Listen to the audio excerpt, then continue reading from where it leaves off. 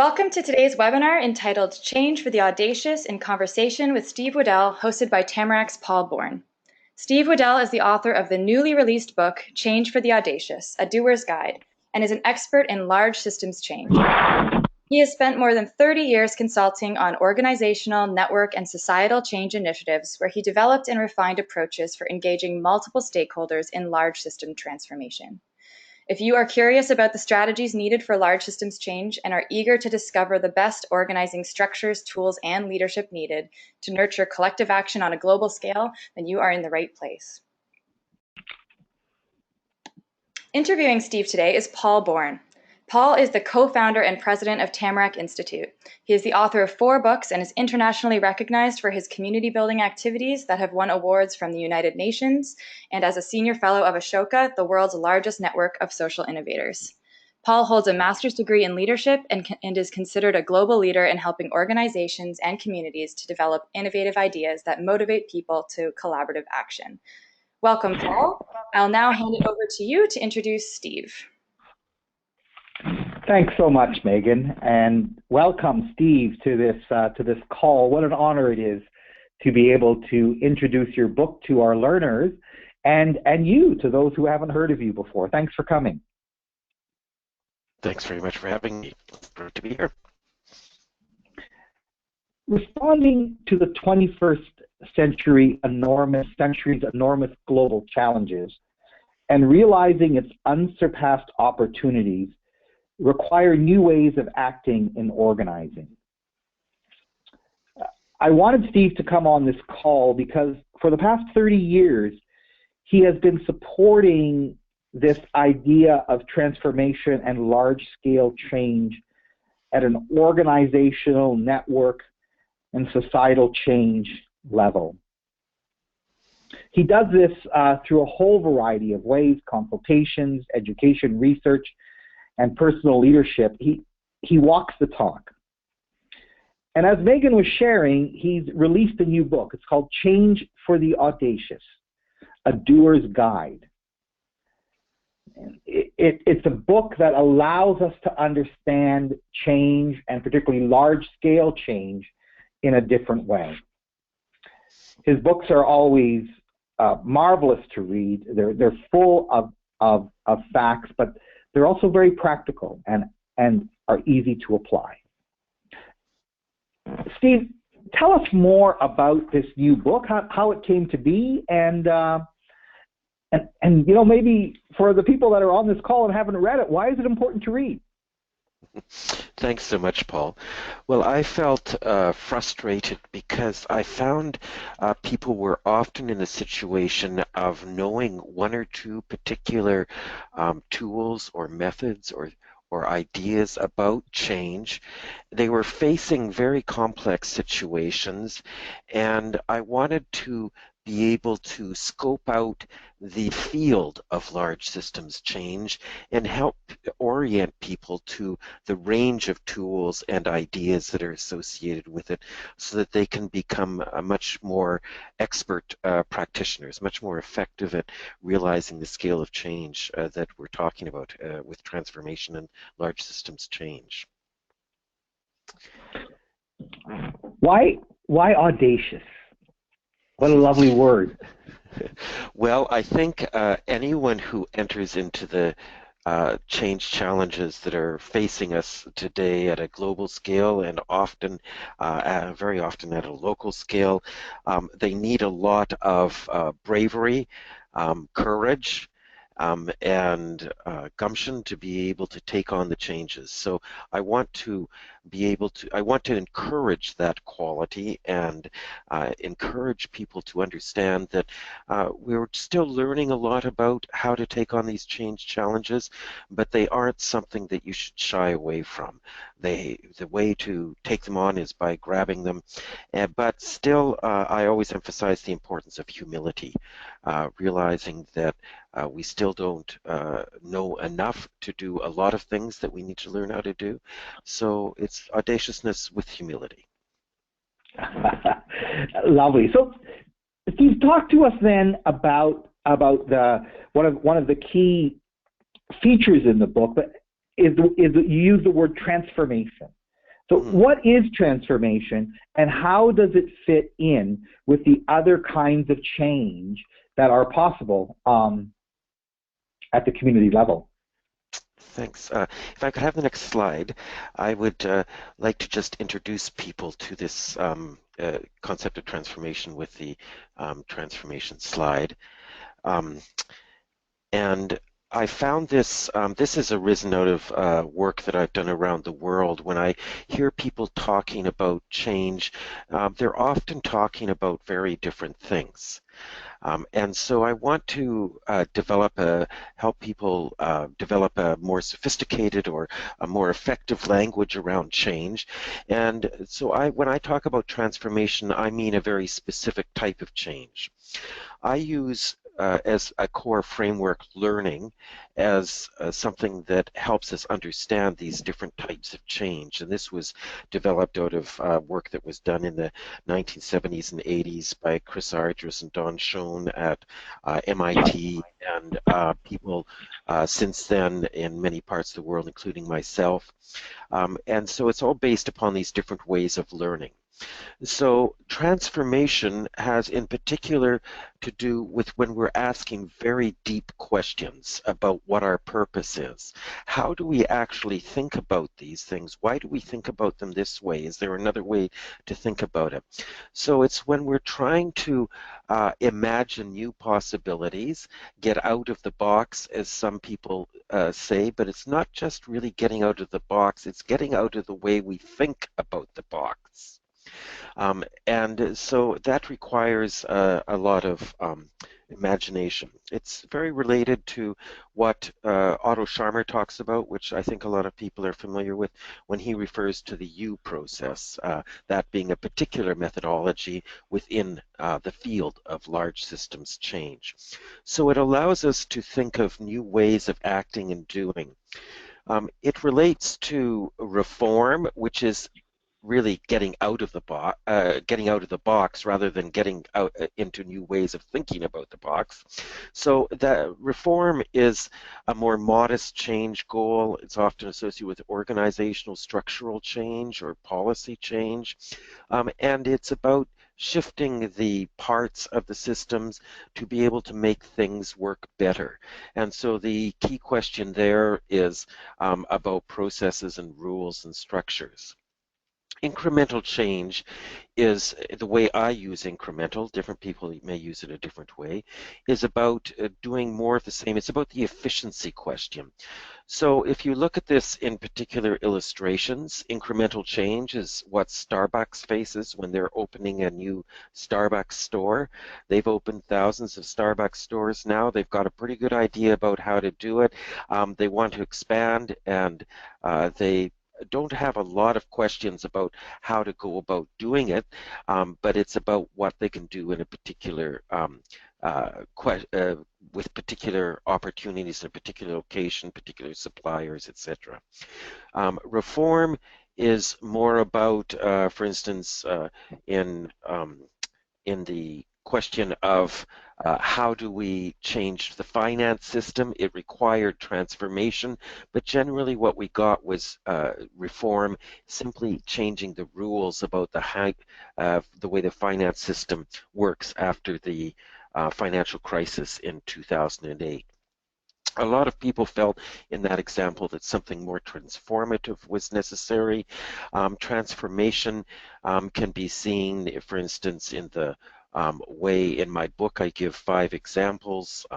One of them is around the change in South Africa from pre-apartheid to post-apartheid, where you have fundamental different ways of logics of the way the system works. The logic there changing from one where whites had a particular role vis the other races to one where based upon racial equality. So it was a very big change in the fundamental logic.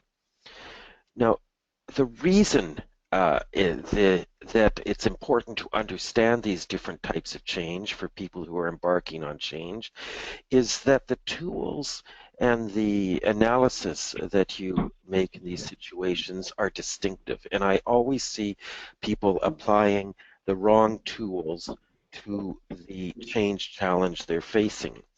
In transformation, the key tools are ones that are associated with envisioning how the future can be. It involves experimenting and inventing new ways that have not been experienced before. The reform is about just adjusting and adapting current or traditions to a new way of acting. And there's a mediation logic. You're bringing the actors together around the table and you're saying, how can we adjust the current situation so that it works better, and maybe it'll take different rules. In incremental change, you're really dealing with a whole set of tools associated with with negotiating. You know, for Starbucks, it's about negotiating with somebody to purchase some land. It's you know what you're doing, you know where you're going, and it's pretty straightforward, but that's requires negotiation. So you can see there's different tools here for different change challenges, and that's why this is important to be able to distinguish between these different types of change. Fascinating and very helpful in terms of having those different categories. Steve, you talk a lot about changing systems or systems change in the book. Can you just talk to us about how you talk about that in the context of these different approaches? Well, let me respond to you, if I could have the next slide, by referring to what changes. So a lot of people, I was working with some people, we asked for submissions for a special issue of a journal on transformation and large system change. And when we looked at what people presented with us to us with papers, we discovered that people are really talking about different things. It's the proverbial touching a different place on the elephant and understanding something different. And different people gravitate very naturally to focus upon different parts of the beast. So some people very much focus upon the individual. Otto Scharmer's work, for example, he starts with the understanding that there's got to be some change in our individual relationship with reality, with the way we are and the external world and our sense of purpose, etc. And so he talks about change at the individual level, and that has, in the book, I give an illustration of a global Buddhist movement with which I'm active called Soka Gakkai International, which is always talks about human revolution. They're focused upon human revolution, and that is their core work. The technology sphere is one where other people start the transformation question. In the book, I refer to the German energy transition. The Germans are very advanced in their energy transition, but they started the question basically with a technology question, which Germans just culturally and in terms of their engineering expertise feel very comfortable. They started saying, well, how can we change the technology? And that led to a whole set of transformational questions and actions. And then there are people who focus upon the political, socioeconomic institutions that we're dealing with. So in the book, I give the illustration of South Africa as an example that's gone through this type of change.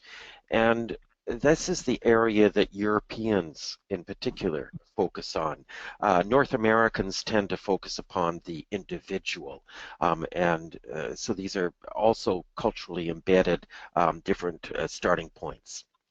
But then there's the higher level of change, which is a higher level. It shouldn't really be described as higher, but it's just a different level of societal memes. So this is the cultures that we're embedded in. So in the book, I give as the example of the transformation that came with marriage equality in the United States, how marriage as an institution was basically redefined and re-understood so that the traditional concept of equating marriage with, in the United States, with a religious ceremony was understood to be limited, and it's a civil ceremony that marriage equality in particular legally has to do with, and to equate marriage with procreation. And that was also um, uh, changed in terms of the new marriage definition, which is based upon love and commitment. So this is a basic change in a very ancient tradition in our cultures. But beyond this, there's also the what I call the change sphere of the environment and the natural environment. And a lot of people, that's where they start. Their concern starts there, and they start with a focus upon that.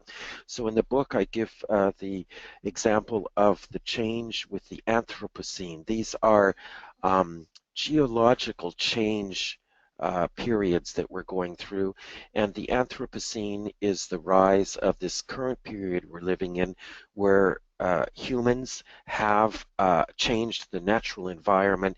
And if you people looking at the Earth 500 years from now or 2,000 years from now will be able to see that there's this period when human impact through carbon emissions, through nuclear bombs being exploded, changed the natural environment. There we have the radiation that is now embedded in the rocks for our era that arose from nuclear testing and bombs. But all of these connect together. So it's not saying that one is more important than the other. It's understanding that these are different spheres that are interacting, and that usually with transformation, you actually have to deal with all of them. And so this is, again, where you can start to understand the scope of what large system change and transformation involves. So are you saying then, Steve, that in dealing with all of them, and we're looking at this screen now with these various elements of a system, that in dealing with all of them, that's what you would call system change? Yes. Or are you saying that each element of it is part of the system, but all of them changing together, that's how you would then define systems change? Yes, large system change and transformation involves changes in all of these areas. And so we start with a particular place because we've got to start somewhere with change, and we have natural capabilities and competencies as individuals, as societies that lead us to start in particular arenas, but usually we end up having to deal with all of them to realize the scale of transformation that we're dealing with. Mm-hmm. It's interesting, you know. Often when we talk about systems change in our work, we so often focus in on the interconnectedness of the different people and organizations, and we look at that level.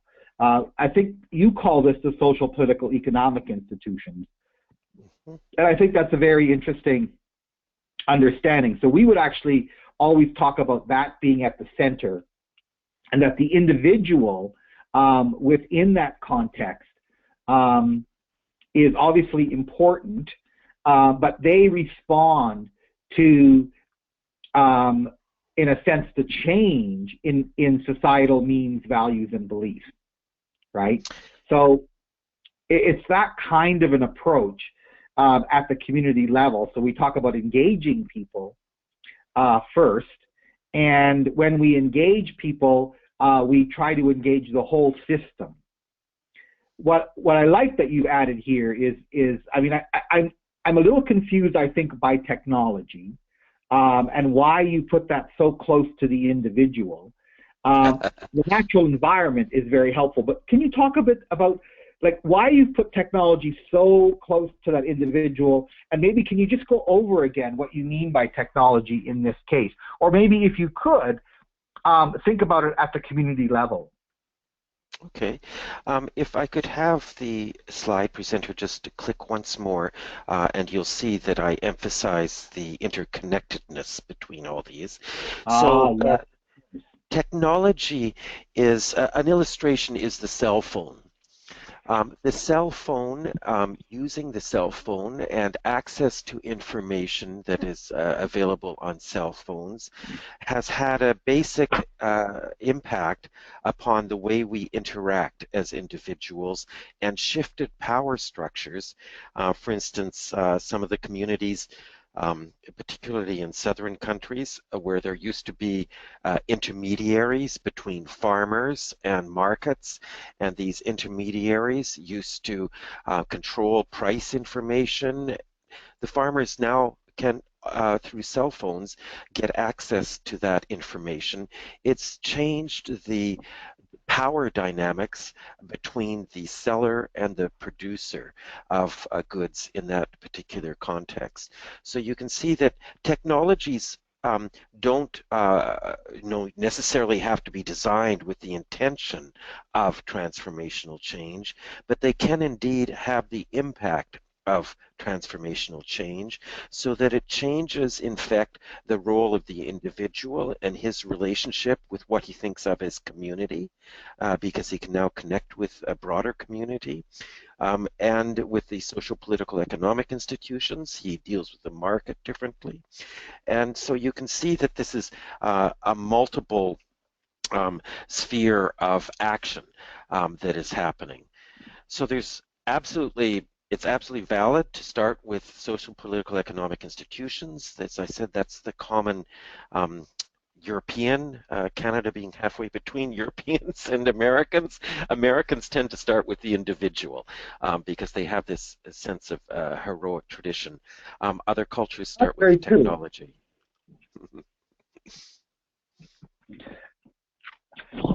Oh, interesting, huh? So, I mean, almost in a sense, it's that tension between the individual and the community, and its place.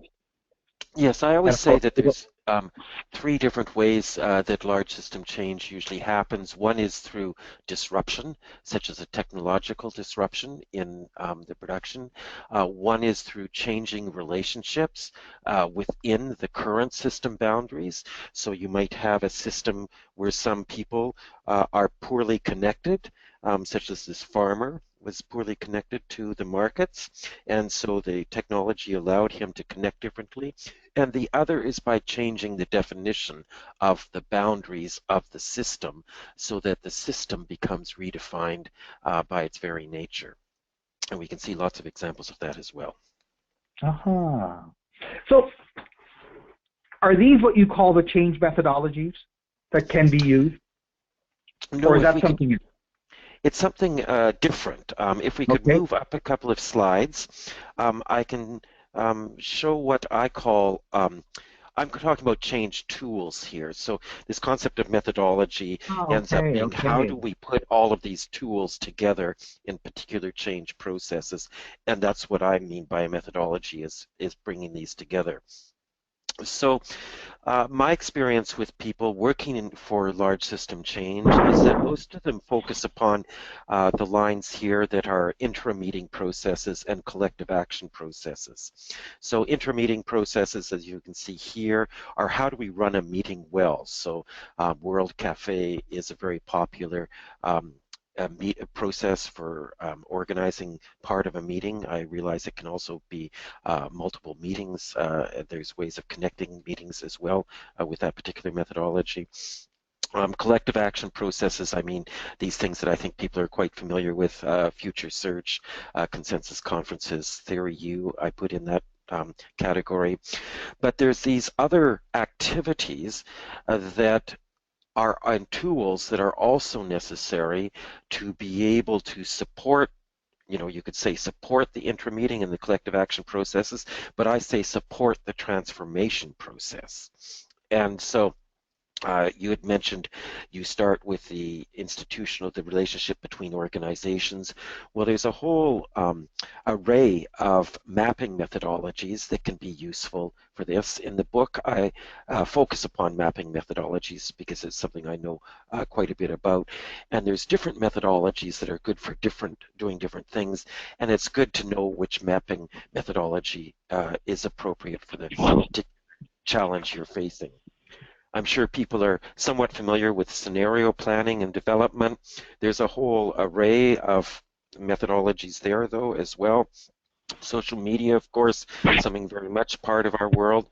Learning processes. I always emphasize the importance of learning because transformation has to do essentially with doing something that we've never done before, and that makes learning very central. So labs are fit in there as well. Assessment processes, understanding how to do better. We are often trapped into old types of assessment processes like log frames that can actually limit our transformation ability. But in any case, there are new forms of assessment. I'm very much working on those as well. To be able to be more appropriate and supportive of transformational changes. So this is what I'm just presenting as a way to think about the array of tools that we need to combine together to create methodologies for supporting our change processes. Steve, I'm going to come right back to this in a moment, but I wanted to just share with our learners today.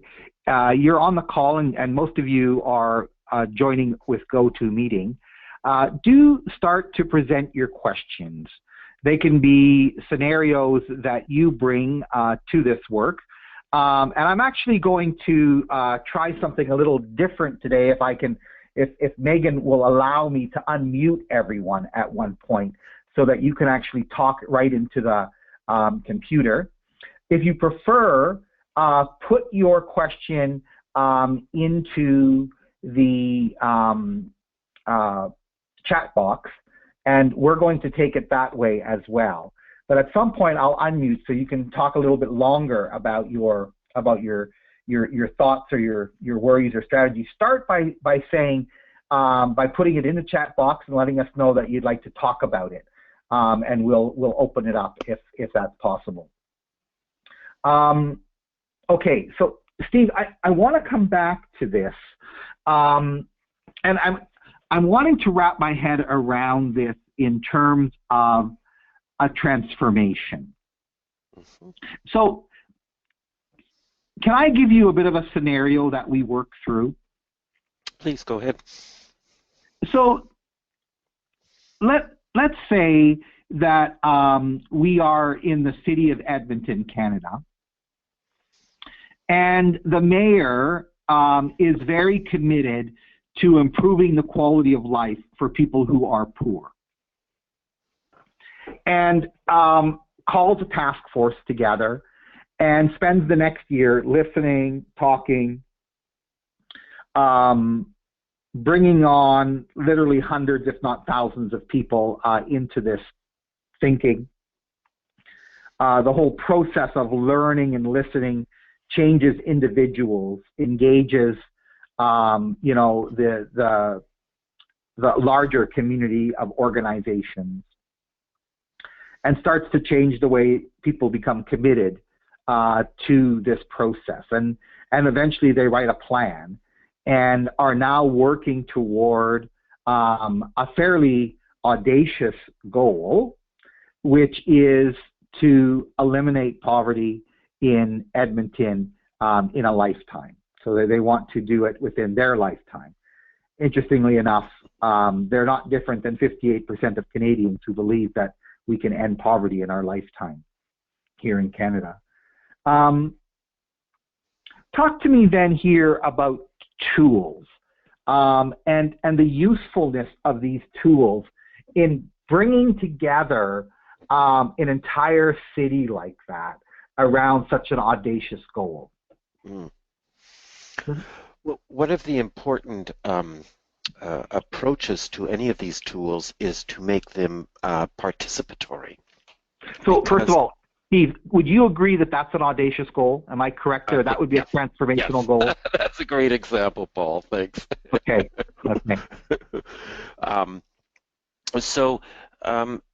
Is to make the processes as participatory as possible, because the knowledge that emerges has to be held by the people in the system. So it's not about just getting experts to do an analysis. So part of it is the stance you take. You know, systems mapping, for example, you can have an outside expert come in and say, this is what the relationship is between your organizations. But what is best is to have community meetings that you actually talk about the relationships, and people start to evolve their understanding in terms of system dynamics, in terms which tells you about what the dynamics behind poverty. In terms of network analysis, which shows the organizational relationships, in terms of value network analysis, which shows the role relationships, so that people can understand the system, they can actually see it, and they can make sense of it from their own particular position within the system. And the Foresight scenario planning is then good for people to be able to identify different potential pathways forward, to be able to change that system. What are the different pathways? Because there's always various pathways. Throughout this, having intra-meeting processes and collective action process, intra-meeting processes is important, and you've got to have them held together through an understanding of what the entire collective action development process is, though. So it's not just having one meeting, of course, it's about how do we create a system of meetings. So that system of meetings essentially is held together as a learning process, so a discovery process and an experimental process. So the learning processes are very important. Of course, for communication, we need to have social media involved to get people engaged in the processes and to understand and let them know what's happening and to actually be involved in development of these visions of the future. And we need some sort of assessment processes to be able to tell us when we're moving in the desired direction. So all of these fit together. In the example you gave, you know, we're looking also in this book, there's a section on structures. What are the structures that we need to support it? And I suggest that there's 3 basic structures I've come across in my work that are necessary to support it. One is social innovation labs, which your listeners are probably familiar with. It's a particular way of experimenting and generating innovations. One is around communities of practice, which is ways of creating learning between diverse communities. And then a third is around action networks, which is similar to the collective action that some people are working on. So we need these different types of structures to support and bring together these tools in a sustained approach to the particular challenge you're talking about, such as poverty in Edmonton. It's wonderful. I think talking about these structures is very important because it allows us to create almost like a container in which this work can unfold, and gives us a methodology like collective impact or like a social innovation lab or a community of practice, which is the way that Tamarack operates, is very much as a community of practice, or we call it a learning community, and then understand change in that way. And then I can see how these tools can be extremely helpful. Steve, do you mind if I share with you some of the questions that are coming in right now? Sure, go ahead. And then we can come back to our interview. So we've got a question here from Christopher, I think it's Baan, B-A-A-N, and he asks, what is the most important thing you have learned throughout the years about the interior work needed for large systems change, both for the facilitator and the facilitation team, conveners, and stakeholders? Do you know what he means by interior work? Like, I think I do. There's another one, or inner work, right? Meaning working with belief systems, awareness-based practices, that kind of thing. I know that Ian Wright also gave a similar question, though he's talking about it from an integral perspective. I'm curious if either Steve or Paul is engaged with an integral perspective. I'm thinking of integration of self, culture, and nature in body, mind, soul, and spirit, interior and exterior, individual and collective. Very good questions, somewhat similar. Your thoughts on that in terms of the interior work, but also the integral perspective? Oh, wonderful questions. So in terms of the interior work, there's a couple of different ways to answer it. One would be particularly the methodology that's necessary for interior work. And I think that that's pretty well articulated by many people who are focusing upon personal change and how to, that involves deep reflection, but it also involves putting yourself in a space with the unknown or the non-traditional with which you're interacting, so that you have a way to give rise to understanding of your assumptions, because other people operate with different assumptions. So it's good to have, that's why diverse stakeholder composition is so important. Just parenthetically, the biggest insight that I had around my own interior work was the arising understanding, and there's a piece in the book that relates to this as well, of the different sectors of business, government, and civil society as aggregations of people who have different ways of making sense of their experiences and their perspectives in the world. So the government tends to have more people in it who are working with mental models for how to, mental ways, intellectual insight about how things they experience and they see interact, because the government deals with categorization, right, of saying you're inside or outside the law, basically, and then creating institutions to support obedience to the law. The business is dealing basically with wealth creation, and these are aggregations of people who are particularly tactile, tacit learners. They're kinesthetic learners. I'm sorry, that's the best word to use. It's about, show me the money. It's, I believe it when I see it. What are the numbers?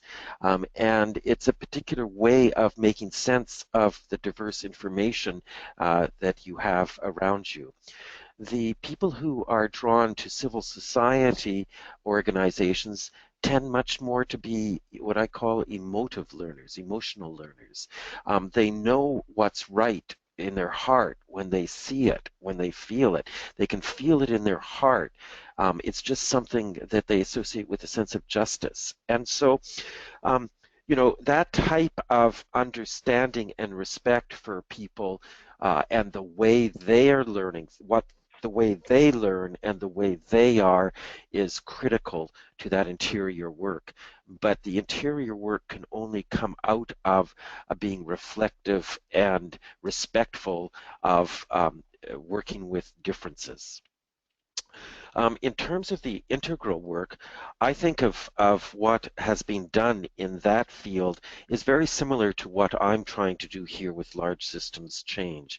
It's trying to create a holistic or a comprehensive well, I think he says the theory of everything, right? And what I'm trying to do here is create the theory, not the theory, but as much as the understanding of large systems change. I guess that is very theoretical too, but it's, I always hesitate the theory word because people who are doing the work often don't like it, as I didn't for many years when I was doing this more in the field. But I think the integral work is very valuable and relates very closely to this too. And I do use actually integral analysis in looking at different situations, the 4 quadrants.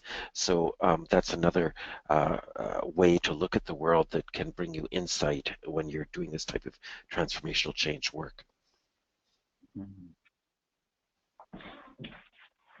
Steve, we have a question.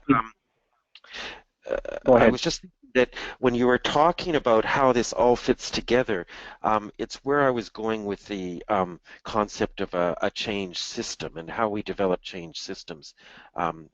would you like to, should we move on to that particular idea right now? Yeah, let's do that quickly, and then we can come back. We've got a whole range of questions here. So, but let's work on that so that we give you a nice rounding here. Okay, well, if we could have the next slide, then we can see. So this work arose out of my work in the electricity and the transformation of the electricity system field, which I did on a global level. But it's very relevant to local change systems too. I found a lot of resonance with it, and I use this a lot. And the core concept is that there's a production system. It's producing poverty, or it's producing electricity, it's producing certain food.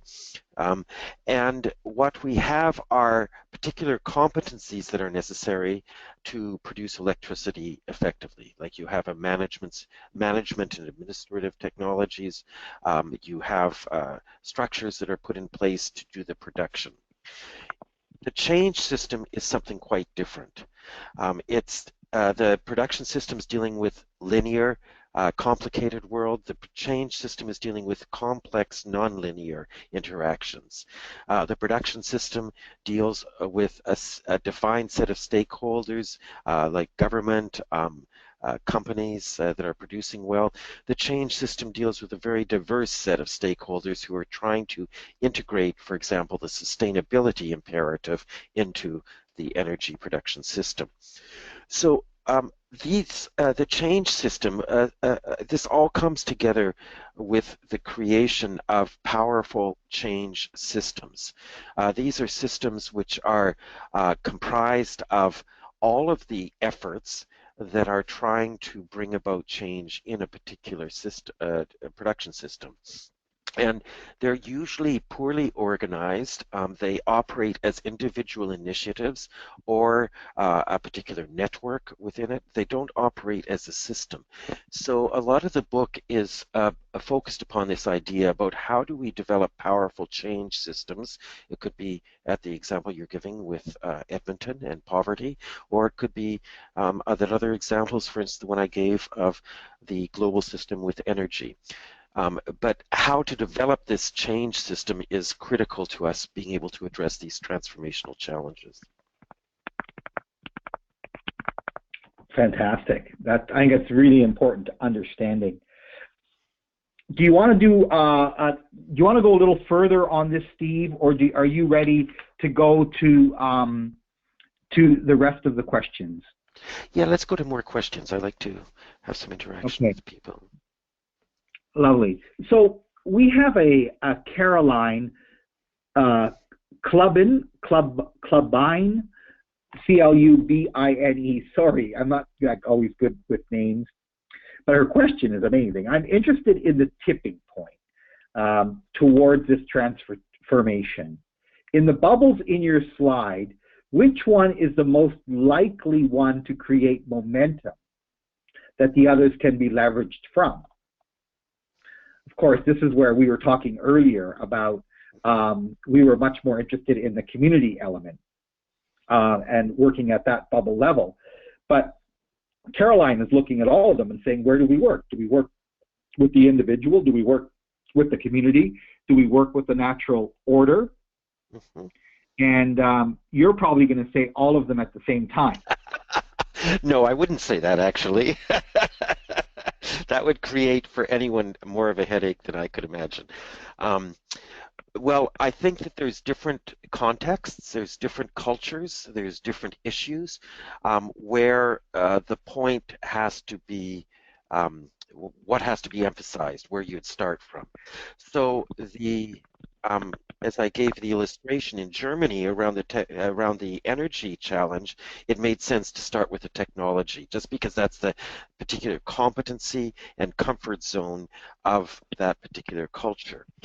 The dealing with the issue of marriage equality, for example, it's basically you have to deal with the memes issue, but the memes arise out of individuals' experience, and so in that particular case, a very important thing that happened was the creation of conversations between people to be able to understand more deeply what the core concept of marriage really meant. And so there were a lot of things that happened in the example I gave. There were house parties that were given by people who wanted to create conversations around this topic of marriage equality. It's a way to start to shift the individual or the cultural meme, but it deals very much with individual interactions too. So I think that the answer to the question really depends upon your particular issue, what your particular comfort level is, what your particular competencies are. So you have to think about and where the issue is in its particular genesis. For example, after the technology question was solved, there had to be social for the energy issue. There had to be a lot more experimentation on the social institutional level. So there's also a way to think of it as developmental steps. I refer to those, by the way, as change spheres. Interesting. Very interesting. Okay, so Susan Hale, Foresight scenario planning. This sounds very interesting if I heard correctly. Did you hear correctly, Foresight scenario planning? Yes. Okay. Can you please say more about this? I have not heard this term before. It sounds like a loose and encompassing frame or a net for a program to evolve with. Is this right? Well, there's a lot of different approaches to foresight and scenario development. One of the common ones so are you, it's not just called that? Like, I know Adam Kahane, this is a big piece of his work and thinking. Exactly. Obviously, much of the sort of earlier thinking were the people that came out of the Shell process, Shell oil.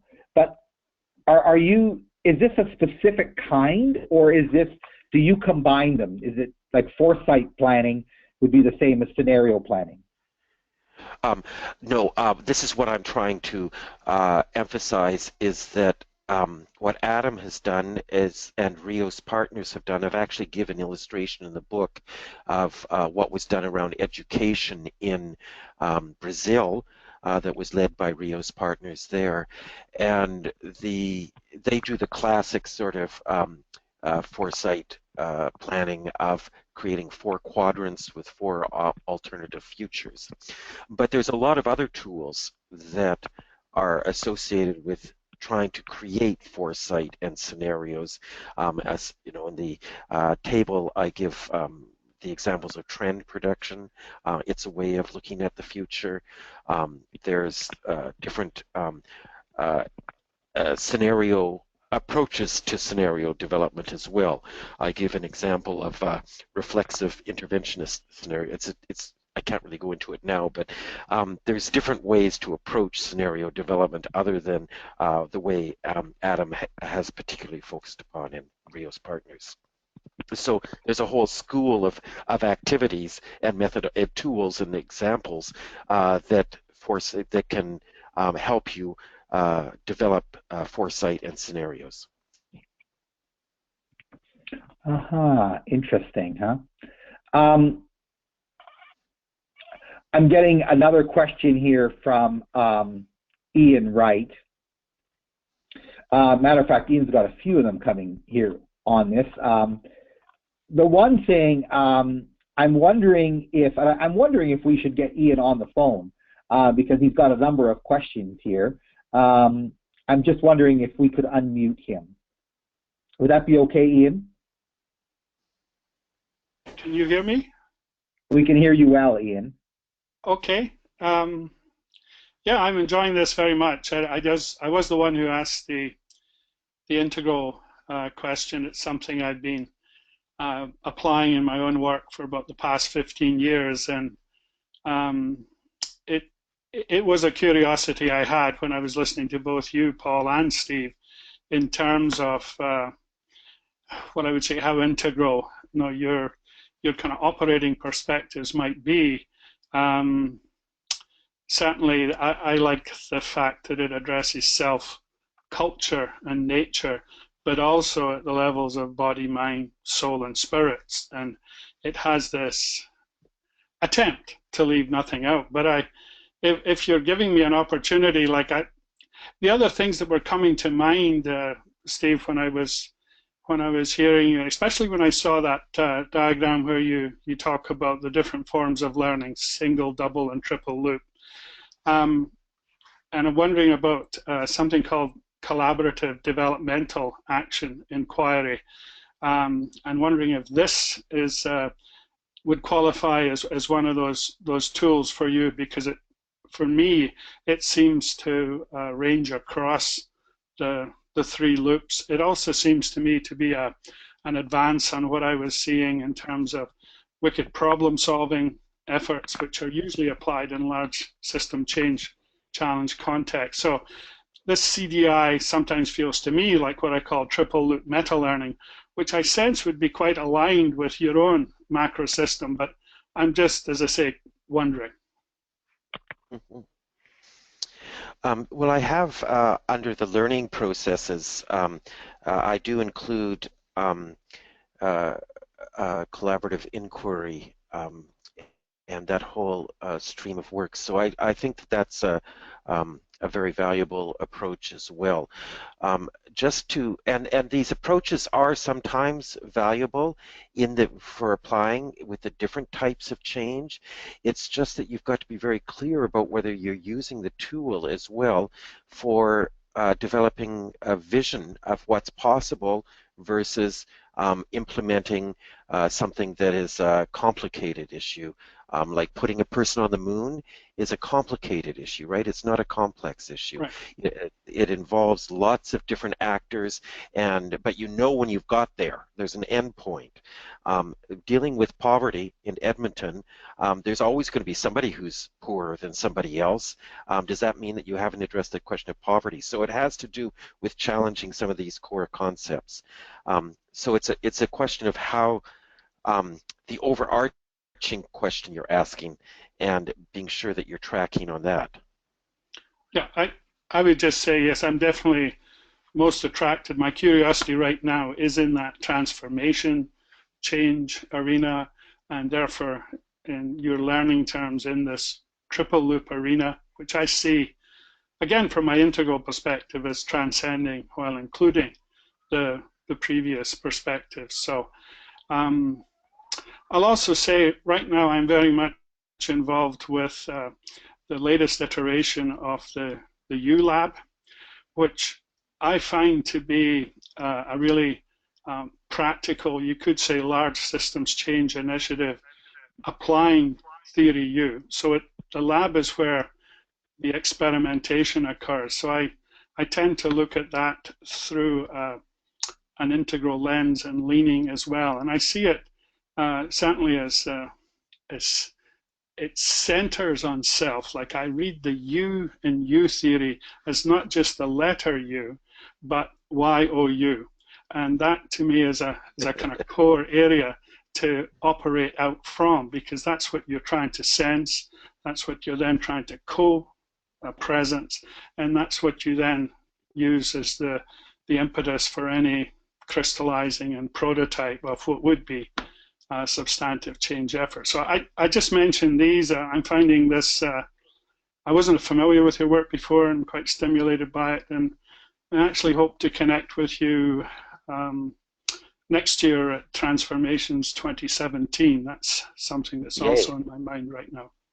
Wonderful, and thanks for bringing that up, Ian, and we're going to be sharing that with people after the call.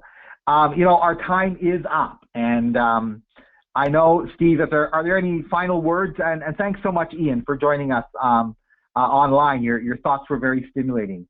Steve, any last words just to wrap up, things that you feel that we just you'd like to just have the audience hear before we say goodbye? Well, this transformation work is complex, and I just want to encourage people to keep in front of them their highest aspirations and support us all to explore our highest potential. It's very exhilarating to do that. Thank you. Marvelous. And Steve, so thank you so much for your work and your thinking and for your latest book. I love it and the way that you explain it and work with it, because it's so practical. I mean, in many ways, it allows us to have you do the work long before we need to. So you've gathered so much of it in one place, and it's extremely helpful. We're going to be sending everyone out more links and further information, but I'm going to pass it up on to Megan to wrap up the call. And once again, thanks so much, Steve. Thank you so much, Paul, and thank you, Steve, and also our listeners today. This was an amazing session, and I just got lost track of time totally on it. So thank you so much. Again, I'd also like to thank our supporters, the Maytree Foundation, the Ontario Trillium Foundation, the J.W. McConnell Family Foundation, and the Province of Ontario for, again, making these calls possible. We also have a very exciting event just around the corner that I'd love to tell you a little bit about. Evaluating Community Impact will be taking place in Hamilton, Ontario from November 15th to 17th. This workshop is intended to provide those who are funding, planning, and implementing community change initiatives with an opportunity to learn the latest and most practical evaluation ideas and practices. So if that sounds interesting to you, for more information, you can go to our event listing page on our website at tamarackcommunity.ca/event listing. I also welcome you to subscribe to our online newsletter, Engage. We put this out monthly with the latest ideas around community change around Canada and the world. And lastly, I just want to thank everyone again for taking the time to join us today. We'd love to hear from you, so feel free to send your feedback to us at tamarackcommunity.ca. Thanks for joining us, and have a lovely day. Take care.